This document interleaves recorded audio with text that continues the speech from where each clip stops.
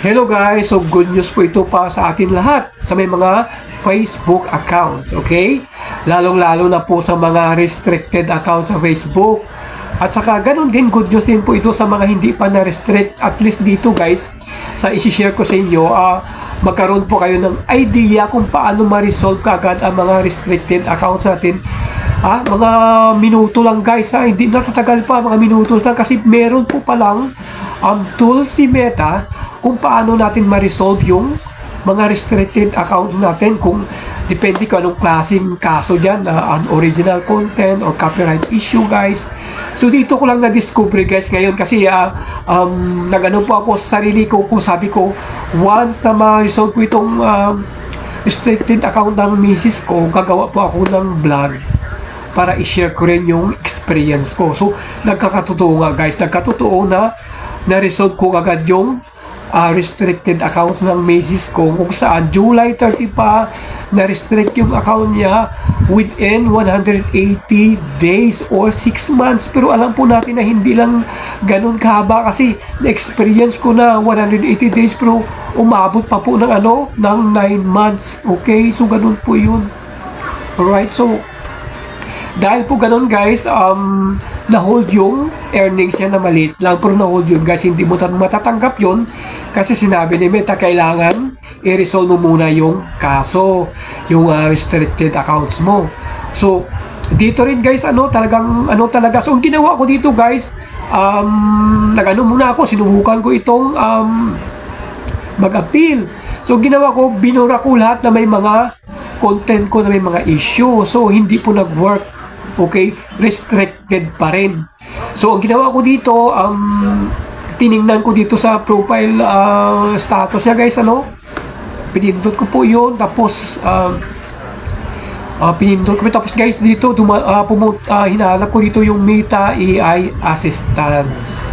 Okay, so dito guys pinindot ko po ito, tapos nagtanong po ito, what can I do now that my account was restricted?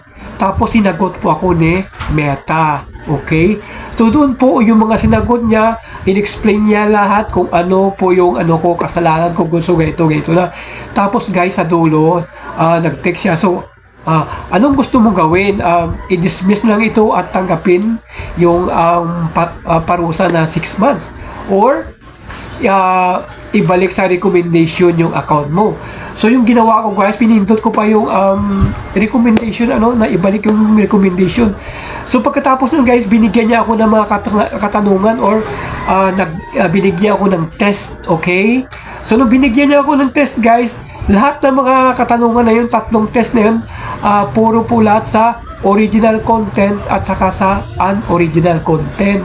So may mga 3 sagot doon, pipiliin mo lang. So alam nyo na yun kung anong yung tanong niya na, asan ba dito yung hindi pwedeng i-recommenda. So doon meron doon nag-upload ka lang ng video pero hindi mo binigyan ng value, okay, ng meaningful values.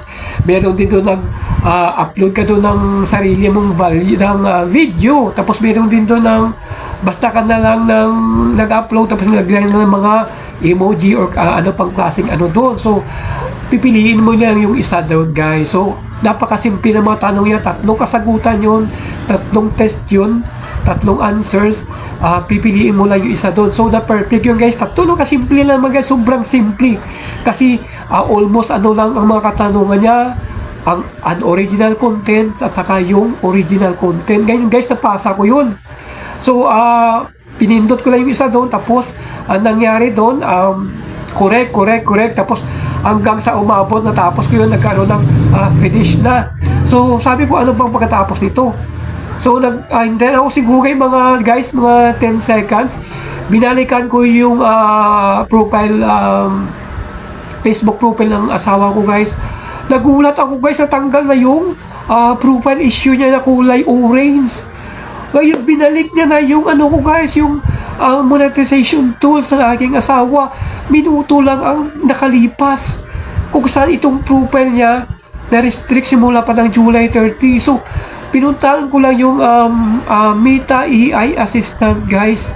Doon ko lang inano sa kanya yung problema ko, yung katanungan ko. Sinagot niya guys, nilagyan niya, binigyan ko ng mga test. Binigyan niya ako ng mga test, tapos nasagot ko yun, 3 test lang guys. So ganito na resulta guys.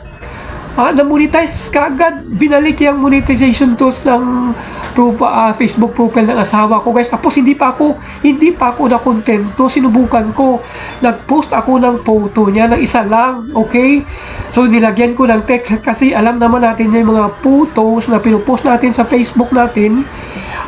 Meron po yung earnings. So hindi ako kontento. Nag-post pa ako ng photos guys. Nagulat ako, meron na siyang earnings. Okay, so ibig sabihin talagang legit guys na itong Meta AI Assistant talagang 100% na matutulungan kanya talaga na ibalik yung monetization tools mo just right away guys, instant guys, minuto lang binalik niya kaagad. Kaya ngayon lang to ginawa ko itong vlog na to, kaya nangako ako kasi sabi ko kasi kapag bumalik nga kung pag totoo itong Meta AI Assistant, magbablog ako ngayon. So ito guys, na-monetize ka agad. Pati yung mga earnings ng asawa ko na hold, naka-process na. At ngayong August 2023, i-send niya sa PayPal account guys ng asawa ko. So guys, talagang Meta AI Assistant, talagang maraming salamat talaga. Okay? Sa mga naman na-restrict dyan, subukan nyo ngayon na. Sa kay Tumboy TV, nabasa ko yung more than almost 1 followers na siya. Nagkaroon siya ng deduction ng 1,000 followers kasi nga na-restrict yung account niya guys. So ito, Tumboy TV, subukan mo tong AI Assistant, okay? AI Assistant, talagang matutulungan ka agad, okay? So, sa mga merong Facebook account, tandaan nyo to guys, Meta AI Assistants guys. Talagang tinulungan niya kaagad na resolve yung kaso ng restricted account ng asawa ko sa Facebook. Okay guys, sana makatulong to sa inyo. I-share niyo po ito sa mga kasama niyo kung sino pa dahil talagang napakasakit. Talagang napakasakit kapag na restricted tayo sa Facebook ng ilang buwan. Sobrang sakit po ito guys talaga. Lalo pat kapag may earnings ka, talagang mahuhold. Hindi ibibigay sa iyo hanggat hindi natatapos yung restriction nyo. Alright? So sana i-share nyo po ito. Please follow me. Just share and like, okay?